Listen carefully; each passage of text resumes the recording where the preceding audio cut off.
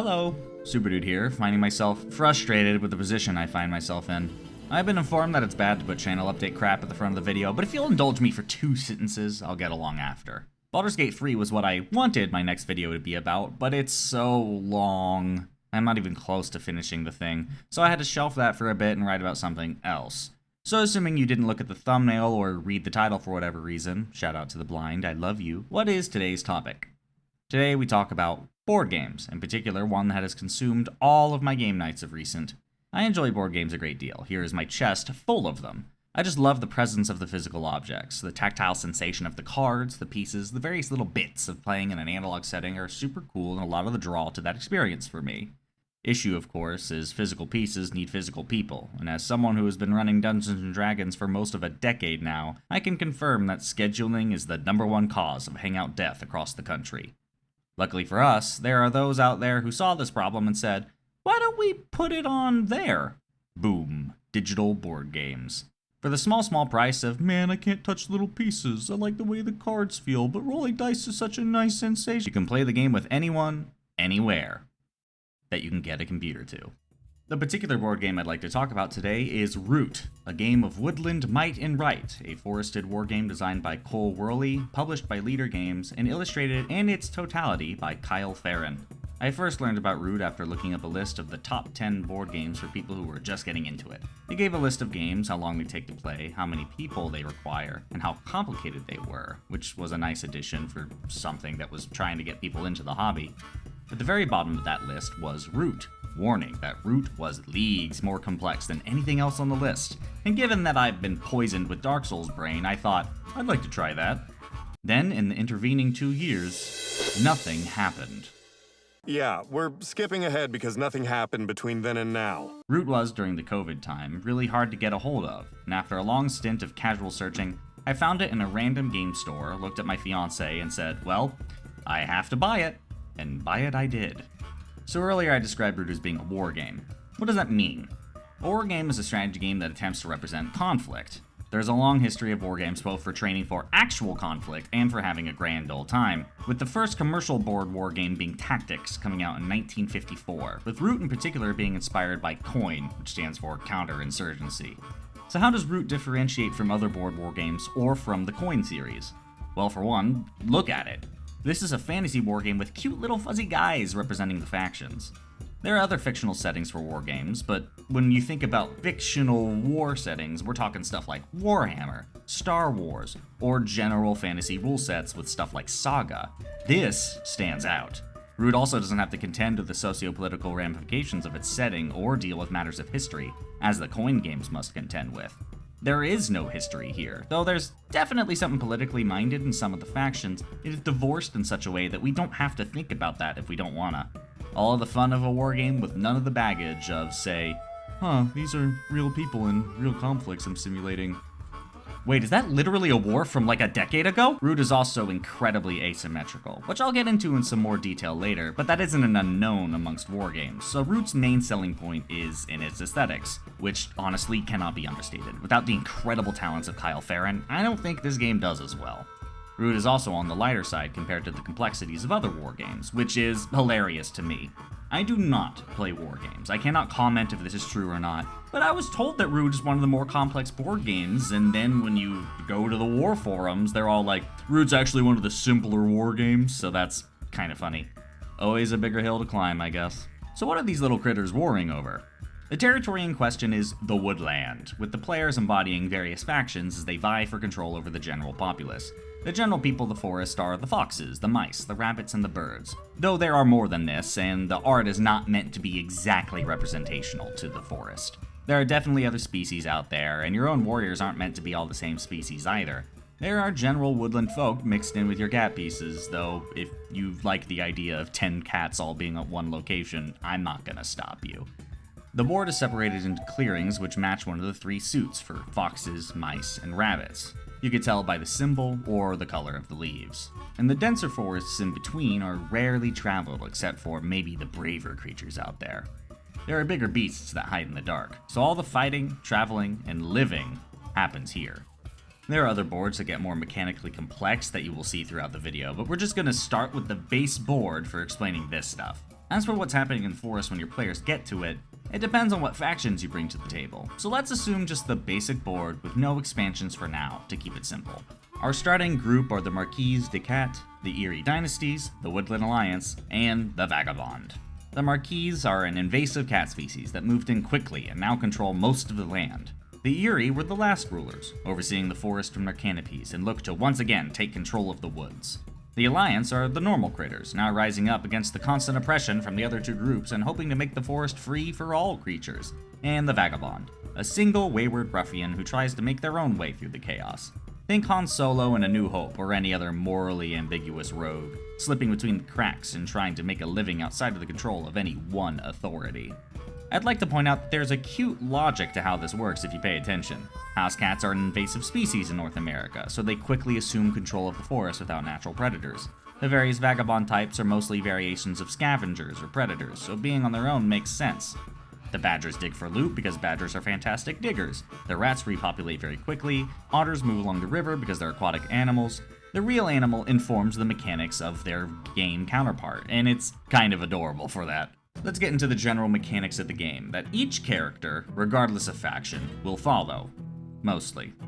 Actually, you know what? Let's talk about that mostly first. The rules are kind of circular where they all fold into each other's explanations, so I'll have to interrupt myself to explain systems as we run into other systems. It may be confusing, and I'm sorry for that. I recommend watching the explanation again as you need more clarification, or watching a game in action if you need to see the pieces moving together. Also, each faction interacts with the rules differently, with some of them modifying the general rules or ignoring them entirely, so understand I'm speaking from the most general case, and once we get to the factions, I'll talk a bit more specific. But you're gonna hear me clarify that this is mostly the case, or how something happens to change from faction to faction very often. Don't get discouraged, you'll learn as you play. Take in what you can, and don't worry if you can't hold it all in your head. That's why this video can be repeated. Besides, watching it again actually ups my analytics, so that would be great. First off, how does moving through the forest work? You move from point to point in the forest, but you can only move to or from something you control for most factions. If you control the spot you're on, that's awesome! You can go anywhere else you want from this position. Moving from. If you don't own what you have, you can only move back to something you control. Moving to. How you move is different per faction. Those are the move mechanics. Another thing you'll be doing a lot is fighting. It is a war game after all, don't lose sight of that. When you and your target are in the same clearing, you can declare combat against your target. How you start fighting is different per faction. These two dodecahedrons with numbers between 0 and 3 are your combat dice. Roll them to see what happens. The attacker takes the higher roll if there is one, and you can deal up to that amount of damage to the target. You can only deal as much damage as warriors you bring to the conflict, however, so if you have 2 warriors in this clearing and you roll a 3, sorry buddy, you only deal 2 damage.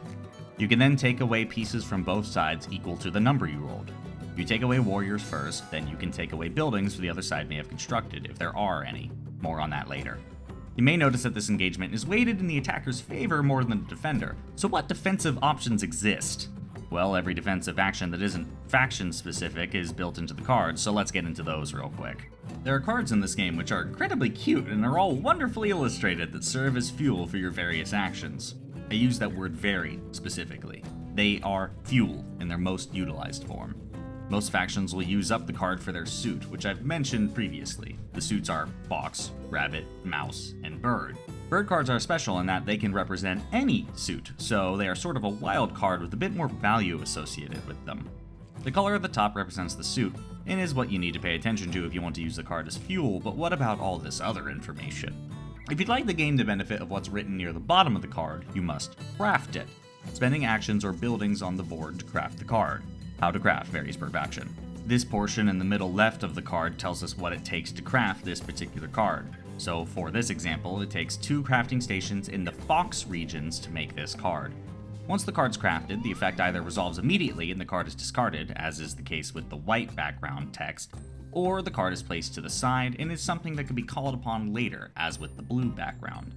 These cards are either modifiers that permanently affect how you play the game, or something like a trap card that you can use once and then gets discarded. Cards mean different things to different factions, and is one of the central factors in your decision making. What cards do you have in your hand that can be crafted or used up as fuel for other actions? Do I want to craft this so I get extra points per craft in the future? or do I need to use it for its mouse suit right now? You'll be asking yourself this very question a lot as you play.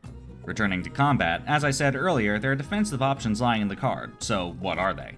Well, first, there are the ambush cards, which the defense can use if the card matches the clearing being fought in, and it immediately kills 2 of the attacker's units before any combat happens.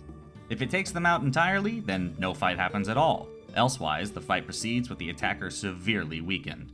Important note, this card is not crafted, it can be used at any time, so it's always nice to have one in the back pocket, especially one of the bird variety. The attacker can play an ambush of their own and neutralize this defense, however, so it isn't the most airtight option.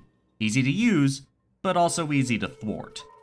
Other defensive options are dealing extra hits when defending, or completely canceling any damage dealt by the roll, but both of these cards must be crafted and then they're thrown away immediately after use. Defending yourself takes way more effort than attacking does in this game, so it's important to understand that attacking is stronger than defending almost always. If you have the numbers, be aggressive at attacking your foes. Take them out while you have the advantage. Another wrinkle to attacking is the concept of the extra attack. You can deal extra hits depending on the conditions of battle, and while multiple factions have special modifiers that allow for extra hits, the universal one is attacking undefended territory. If you attack buildings and there's no warriors to protect them, you will deal 1 extra point of damage to the region, no matter your role. Which doesn't sound like a lot, but you gain points for destroying each building, so this is a very fast way to gain points if your opponent has left their butt hanging out for you to smack it. Do you guys think that's a weird metaphor to use here? Seeing as this is the first time I've mentioned points, let's get into that. Points are how you win the game, some exceptions apply, and is what everyone is chasing after. First person to reach 30 points wins. Each faction gains points in different ways from each other and is the major force that is pushing your different playstyles, but there are some universal ways of earning points. Destroying others' buildings or supplies is one way that I've already mentioned. Another is crafting items. Most of the cards with white backgrounds are items, which tell you to take an item from the main supply, gain the corresponding point value, and add the item to your own supply, found here in the online version. There are only so many items to be had, so you can't keep crafting these things forever. Once someone's made the crossbow, they gain the crossbow and the points. No one else can grab that up. Items and their importance changes from faction to faction. Some factions craft for the points, whereas other factions' entire game plans are contingent on items, so it's important to keep track of what items are in play as well. Pretty simple otherwise, first person to 30 points wins. Unless, of course, someone plays the domination card. Domination cards change that one faction's win condition to something else, and at the midpoint of their next turn, if they satisfy the conditions on the card, they win automatically. They can only activate this card once they've hit 10 points, so this is only an option once we enter the mid-game. Another fun quirk of domination cards is that they're never discarded. They just become available for anyone to grab later if they so choose. But doing so in this way requires you to discard a card of the same suit from your hand, as well as revealing to everyone way in advance of your actions, your intent. It's certainly a fun mind game when people start meddling with the domination cards that are clearly in view. For example of domination in action, the first game I ever played with my brother, my fiancée was playing the Marquis Ducat, and she was doing so well that she had a 13-point lead, which is astronomical in this game. We had essentially already lost, until my brother played the domination card, which he had been setting up for a few turns now, and was sitting nicely in his hand so no one knew he was about to do it. This shifted my fiancée's priorities to the point that I was able to catch up to her in points by destroying her buildings behind her. She was so laser focused on stopping my brother from domination that she could not defend on 2 fronts.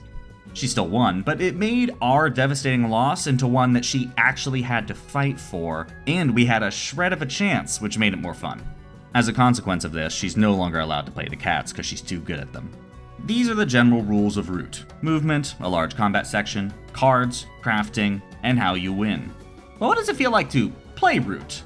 Each faction sets up their side a little differently, with some not even starting on the board. Then you go from person to person, committing your turns. Turns are separated into 3 portions: birdsong, daylight, and evening. Meant to be illustrative of the day as your plan unfolds, but it's just a way of splitting up your action economy into more easily managed chunks so you can manage it in your head easier. As the game moves forward, you'll notice that areas of influence set themselves up. Since you can't walk through areas you don't control, war lines form. Some players gain points quickly from the start, whereas some have to perform setup to gain points easier or to build their tableau, which is a term board game people use, but with me coming from a Dungeons & Dragons background, I called it building your action economy. It basically means some factions start with less options and need to build something up to gain extra options. It is this balance between the factions that is the point. The Marquise starts in a strong position, but the other factions have to build their tableau, so everyone has to manage their own growth and each other's growth. And the Marquise is in a unique position of trying to win whilst these much hungrier demons are growing around her, nipping at her heels. You start strong, but you must keep an eye on the others lest they destroy you. So you keep playing, crafting cards, maintaining war lines, or breaching through to new avenues when you've charged, and then someone gets 30 points. This is going to be hard to explain, so I'll just say it plain. The game is designed such that when played optimally, pretty much everyone is reaching the win condition at the exact same time. The difference between you winning and the person beside you winning is if you're to their left or they to yours. And while that might feel discouraging, try not to think of it in that framework. In my experience, I'm always thinking, if this is the one action I could have taken to stop that. If I was paying more attention, that wouldn't have occurred because I could have done this. In the end game, a single turn means everything to your success and failure, and it can prove super exciting if you manage to squeeze out enough juice from your faction to win under the wire, or successfully thwart the person you suspect has the stuff to win to squeeze out just one more turn, hopefully in your favor. A very important caveat to this, however, is that what I'm describing implies you have a good understanding of the game. In the ideal scenario of 4 people playing around a table, that means everyone is playing a different faction, with completely different rules of play, which means you are keeping track of 4 different rule sets as they bounce around the table if you're playing optimally. That's why I said earlier, man, if I only did this one thing, because it's a lot to keep track of. The cards they're holding, their unique abilities, your unique abilities, what cards to craft, where to move, where to fight, where to deny entry, who should be ganged up on if they're crushing the competition. That's a significant ask, and you probably aren't going to be able to pull that off until you play each of Root's factions at least twice, for a total of, at minimum, 8 games. That's a lot of Root. Luckily for you, the online game exists, which makes it easier to pull this off. And if you like the game enough to keep playing it, you probably wouldn't find this much of an issue anyway. With all that preamble out of the way, let me give you a brief overview of each faction in the game, what they're about, and what they bring to the game distinct from the others. To be very clear, I do mean brief overview. I'm not necessarily the right guy to go to describe tactical differences about this sort of game. And that work has already been done before. Here is a link to Lord of the Board's quick explanation and ranking of each of the factions en route. I disagree with some of his placements on the ranking, but his explanations are great and is really beautifully illustrated, so give it a look if you're curious. He deserves recognition for that effort. So instead, I will describe vibes, general game plan, and how it feels to play as them. Got it? Good. From the original box set, Marquise de Cat, invasive industrialists that want to extract the woodland's natural resources. Starts in charge of everything, rapidly discovers that's untenable with a war going on. You'll spend your time managing supply lines of wood as you build more and more buildings and try to keep those pesky other factions out of your hair, which you will fail at, because it wouldn't be much of a game if you were able to control everything from the outset. Easy to pick up, hard to master. Play these guys if you like maintaining areas of control and playing from a strong start. The Erie Dynasties, the last rulers of this area who think they deserve it by divine right. Bloodthirsty little hawks that will run around kicking everyone else in the face as long as their decree holds. Your decree is your manifesto, dictating every action you must take, and if you fail even on one action, that's a wasted turn and your leader is murdered by the people. They are constantly growing stronger and stronger, being a nigh unstoppable force unless someone hits the Erie in the weak spot of their decree, or equally likely, the Erie's player forgore and accidentally shot their own foot. Play the Erie if you like fights, are good at programmatically following instructions, and don't mind devastating setbacks at the hands of your own fascist bird ideology. The Woodland Alliance! The regular blue-collar critters of the forest, which are tired of oppression and starting a revolution for freedom from royal snobs who know nothing of the plight of the little mass. They start in a very weak position and turn it into a nigh indestructible one if left unchecked for even a second. Spread sympathy through the forest that even in destruction gives you fuel to further power your deeds. A very strong faction that makes the tiniest molehill into a mountain of the people, by the people, for the people.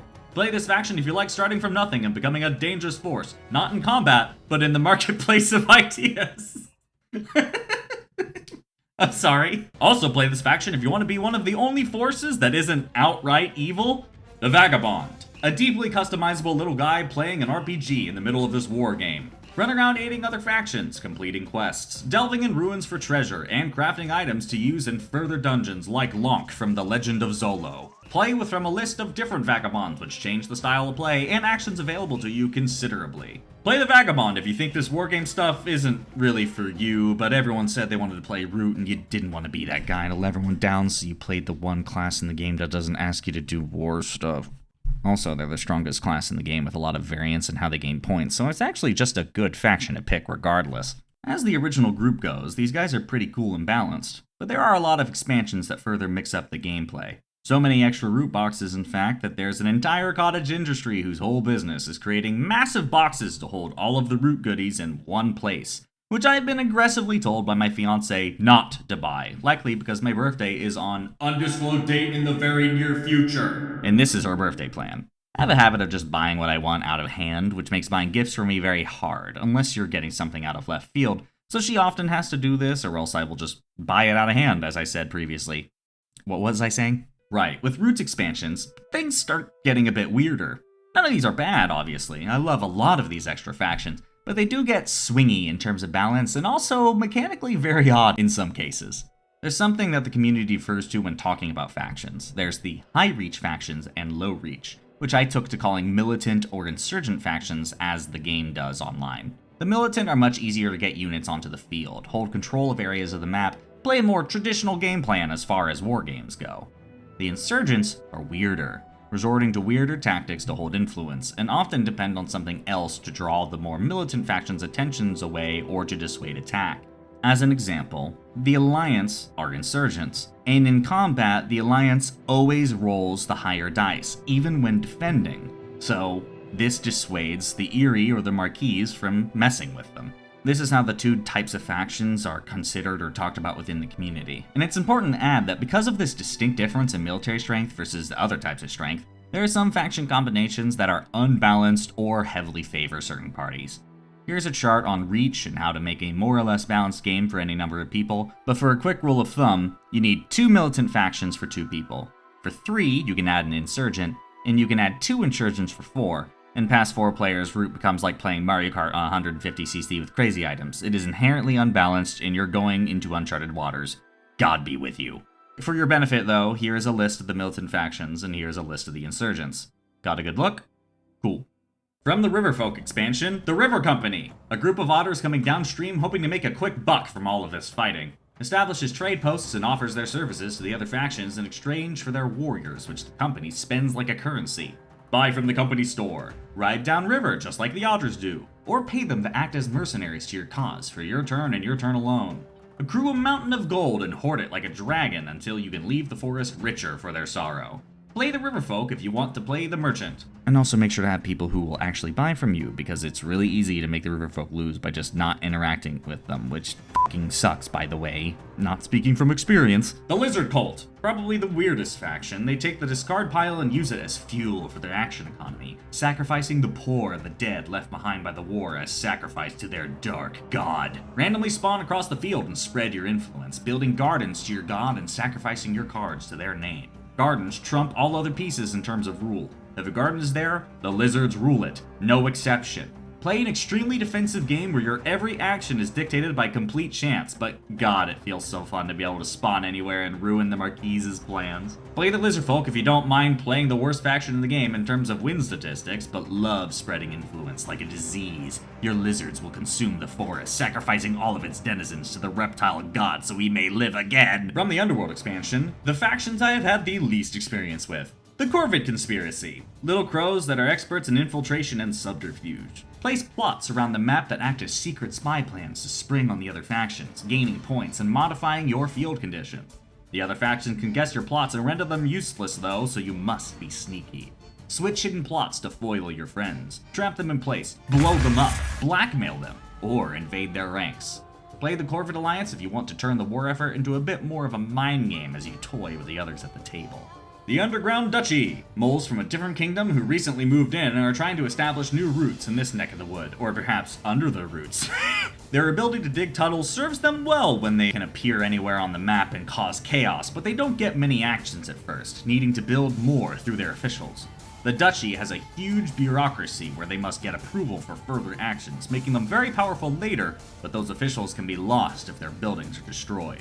Play the duchy if you enjoy a burst-heavy faction with the ability to appear anywhere, but with a much more devastating cost to losing their buildings. And the last expansion that came out earlier this year, the Marauders expansion. The Marauders expansion is not yet in the online game, so we'll be using my own tabletop set for the rest. Anyway, the Marauders expansion brought two factions that immediately shook the game up a lot and served as a massive shift in the meta when they fell. For the faction that shook things up, the Lord of Hundreds. A horrible rat dictator that seeks to make the whole forest so subservient even the eerie think their methods are extreme. They have a big boy piece called the Warlord that constantly spawns more rats on its position as it parades through the forest, burning everything down. They can steal items from the crypt, and they can even steal items from other players to serve in their treasure hoard, giving them even more actions and ability to cause chaos. Spread out and destroy any and all opposition, leaving nothing but your own pieces behind, which is how they gain points, through oppression. This faction is a game changer that forces everyone to be more aggressive in order to deal with their bullcrap. Play the Lord of Hundreds if you like utter destruction, slurping the marrow from the bones of your enemies and spreading the jelly of their eyes on your breakfast toast. And lastly, the Keepers in Iron. What is, in my opinion, the most complicated faction in the game by a significant margin, they move through the forest, looking for artifacts to preserve and protect, like a badger-based Brotherhood of Steel. Establish temporary bases of operation to deploy troops and find artifacts. Maintain no true central base, but move all across the map in search of your artifacts. Protect these items with your life. Ignored hits dealt when you hold one, but be careful, the enemy gains even more points for destroying them. Play the Keepers in Iron if you want a really burst-heavy group of shock troopers, which people still haven't completely wrapped their heads around how to use effectively due to how complicated they are. Really be at the forefront of strategy making if you main these guys. And that is Root. By virtue of how everything works, some factions uniquely counter other factions, or have games where the entire focus is shifted due to who's present.